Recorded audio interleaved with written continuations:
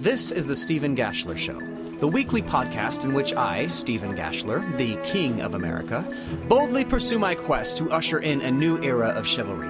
I seek out the greatest souls of our time who might be worthy to take honorary seats at my living room table, so that knights can once again rampage the earth, and new tales of silly adventures can be sung for the 21st century. Today's guest is Margot Hovley, author of The End Begins series. This is the part of the show where Nefi Ledezma calls in to say something inflammatory. Hello? Stephen Gashler, you fine? Hold on, Nefi. There's someone I want you to talk to. Your mother-in-law. Margot? Nefi, what have I told you about being polite? I can't believe I'm hearing this from you. Mom, is that you? It is. I'm watching you. You better behave, or you're going to have to do all the dishes on Sunday. Okay, I will. But first, there's just one thing I want to say. Antiguos espíritus del mar, transforman este cuerpo de gigante, and muera el inmortal! What? Hello?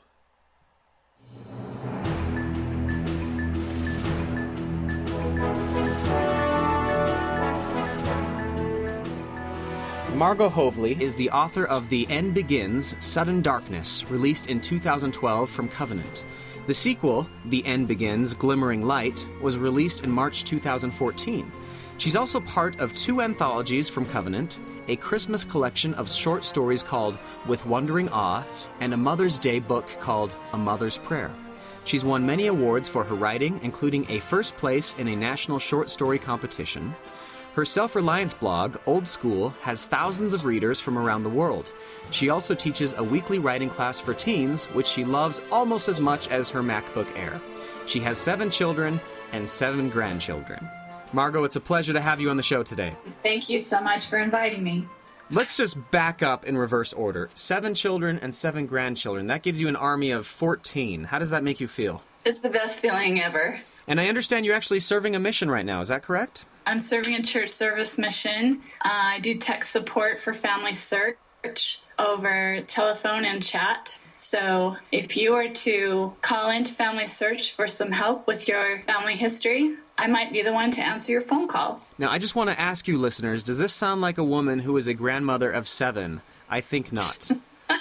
I've met you before, and you're a very youthful personality. So let's talk a little bit about your books. So give me a pitch. What is the End Begins series all about? I hate to try to talk about them in one sentence like a log line, but when I talk to people at book signings and I want to try to get them interested in my book, I say something like this. Hey, have you ever thought about that old tradition that we have as LDS members that we might have to walk back to Missouri someday? And then usually people always say, oh yeah, I've heard that, and I sincerely hope that never happens. And so then I'll say something like, have you ever thought about what it would be like for a modern person to have to walk like a pioneer for hundreds of miles? And they get pretty intrigued. So that's kind of the world that is going on with these 2 books. There's been a devastating EMP attack. The EMP has just disrupted everything electronic. Anything with a computer in it of whatever type doesn't work anymore. And the 18-year-old main character has to leave her home and walk with most of her LDS stake for hundreds of miles, like modern pioneers. Is your target audience then LDS people? Yes. I really like the premise. I've thought about that myself, and, having done a few of those mock pioneer handcart experiences, I think it would be fun. Now, I'm guessing that sounds naive to you, so tell me why I'm probably wrong. Would that be fun, or would it not be fun? I think that it would be super challenging for most people who are used to, all the conveniences. I think there might be an aspect of adventure to it, which I've tried to portray in the books, but I think it would be really, really hard. What inspired you to write this series? I wanted to attempt a book directed at the LDS market, and so I just asked myself, I wonder what LDS people would like to read. And I knew that I wanted to write a young adult novel, and so I thought back to what I was interested in when I was younger. I grew up during the Cold War in southeastern Washington, pretty close to a nuclear power plant that produces weapons-grade plutonium, and so I spent a few nervous moments worrying about being a target and so on. And I've always been kind of intrigued and interested in kind of the last days sort of thing. So I thought maybe others would be as well. And so I wrote an adventure about that. I think it's a book I would have liked to pick up as a teenager. I hope people of all ages will enjoy it. And how has the reception been so far? Really good, actually. I've been really pleased. It's been one of the things I have dreamed of for many, many years, and to think that there's people who are reading my stories now, it's just a dream come true. Are you a character in this book? You know, there are many, many aspects of the main character. His name is Amelie Hatch that I took from my own life. I think it's one way to bring that ring of truth to creative writing. All the time while I was writing it, I was just asking myself constantly, how would I feel if this such and such thing happened to me? To really dig for honest emotions. It's kind of funny. In another project I'm working on, the main character is an 18-year-old peasant boy. And obviously, I'm far from that. But I've discovered that many emotions are pretty constant for human beings, whether they're a 53-year-old grandma or a young man in medieval Scandinavia. I think this is one of the most important things that I've learned as a writer. I think that's a good point, because if you're writing what you know, it can really transcend setting. As long as you have solid characters and a solid story, it really doesn't matter so much where you put the story. Would you agree with that? I do agree with that. I kind of cheated, I suppose, because, like I was saying, how would I feel in that situation? But I also set the story in the area where I grew up. So it's a place that I know well. And if you are going to change the setting to something that's totally unfamiliar with you, you definitely have to do your homework. But I think that most important thing is that you write characters that are believable, and it sounds like you've done that pretty well. What are some of the themes you explore in your book? In the first book, I don't know if you can really call this a series because there's just two. Is 2 books a series? I don't know. I think so. That works for me. My main character she's got a physical disability. And so I think one of the main themes of the first book, Sudden Darkness, is that we've all got limitations. And whether they're physical, like Amelie's, or other kinds, we can draw on our inner strength to overcome the obstacles that are in our path. Do you think that this has real-world applications? As in, should we be worrying about an EMP bomb or some sort of catastrophe? You know, the more research I did about it, the more scared I got. And many people have told me that my book scared them into reviewing their food storage. Well, whatever it takes, right? It is a possible scenario for the future. Do you yourself have a larger food storage after writing these books? I've tried to think of ways to make it more portable, that's for sure. So you are somebody who practices what you preach. I'm glad to hear it. Tell me about one of your favorite scenes in the book. I really, really liked writing the scene where my main character, Amelie, teaches a cocky young man how to ride a motorcycle. That was fun. Now, did this come from any people you know in real life that translated into your writings? I always am pulling from people that I know, little bits here and little bits there. There isn't any character that I totally pulled just as they are into my story. But just like I was saying before, I think when we use our own experiences and people we know and so on, that it really gives a thing that people can really connect to in the story. Now, you've won a lot of awards for your writing. You have 2 novels beneath your belt. You have a very large blog. You're doing some workshops. Tell me about the nitpicky details of your writing process. Maybe time of day, hours you're able to put in it, how you juggle your priorities. What advice do you have out there for other writers? Well, I would advise that you don't sit around and wait for the muse. There's a lot of writing that just comes down to just solid work. There's this funny acronym that writers sometimes kid around about, and the acronym is HOKBIC, and it stands for hands on keyboard, butt in chair.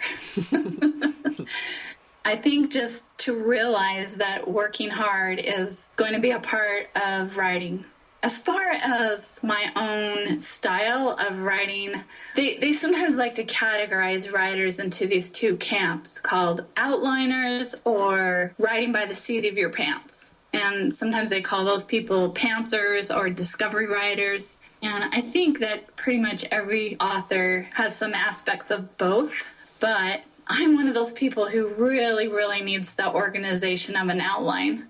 After I write an outline, it's still fluid. I still change it as I go, and it evolves, but I've got to have that structure to keep me on track, or I'll just be off drifting. So I always start with an outline, and I use a writing program called Scrivener that is so fantastic for pretty much any kind of writing. I'm just a really big fan. It just keeps everything right there together. Could you spell the name of that for our listeners? Sure, it's Scrivener.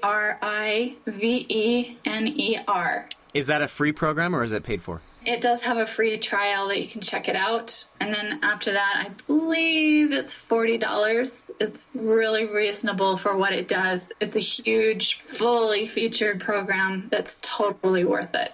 Now, see, don't I sound like a missionary? You do, and you've almost sold me. Tell me about your upcoming projects. Do you have any other future books in the works? Oh, I do. I've got to have something all the time or I'll be crazy.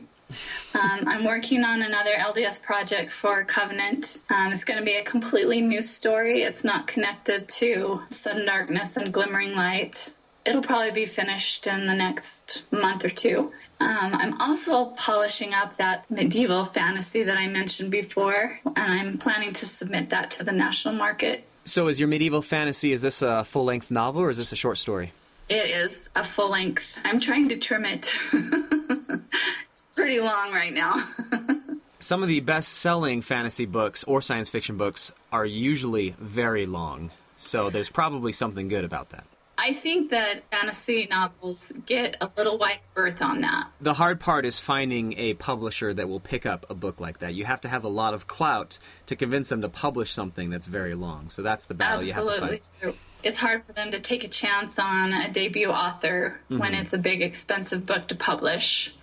So I am looking into trimming it a little bit. I don't want to kill it, though, so we'll see what happens. Yeah, if I remember right, for you debut authors out there, it generally has to be under about 100,000 words if you want a publisher to pick it up for your first book. Yeah, although, like we were saying, the fantasy genre, there's a little bit more leeway. Any other type of book, though, especially for young adults, it's true. About 90,000 is a sweet spot. Tell me a little bit about your blog. You say you have thousands of followers following your blog. What's this all about? Well, it's pretty unconnected to my fiction pursuits. I started this blog about old-fashioned skills that have kind of fallen out of use, and that our grandparents and so on, they used to know how to do all these things just like the back of their hand, and we've kind of forgotten how to do all those things. And so I tried to take some of those skills and give them a modern twist.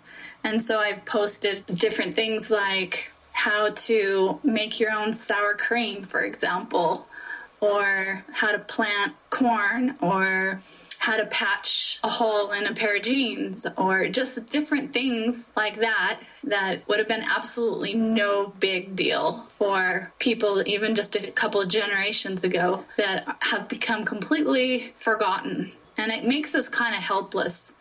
And it's kind of funny how it kind of reflects back on this whole EMP kind of situation. If we found ourselves in that situation, we would wish that we knew how to build a fire and all those kind of things. I imagine that maybe does factor into your book series. Do you have situations where the characters, where they're having to discover and rediscover these old skills that we used to take for granted? Absolutely. That's a whole great part about the books, I think. I always love a fish out of water story, and this is kind of what that is. We're taking modern people and we're plopping them down in a situation where that's completely foreign to them. Have you yourself had to have relearned some of these skills that our grandparents took for granted, either as you were writing these blogs or as you were researching for these books? Yeah. Well, I've tried to. It's been kind of fun, and I've discovered that you can learn how to do pretty much anything on YouTube. Now, if we have an EMP, then YouTube goes away. But unfortunately. But it just was kind of a funny situation when, for example, we decided to start raising chickens. And so I read about it online.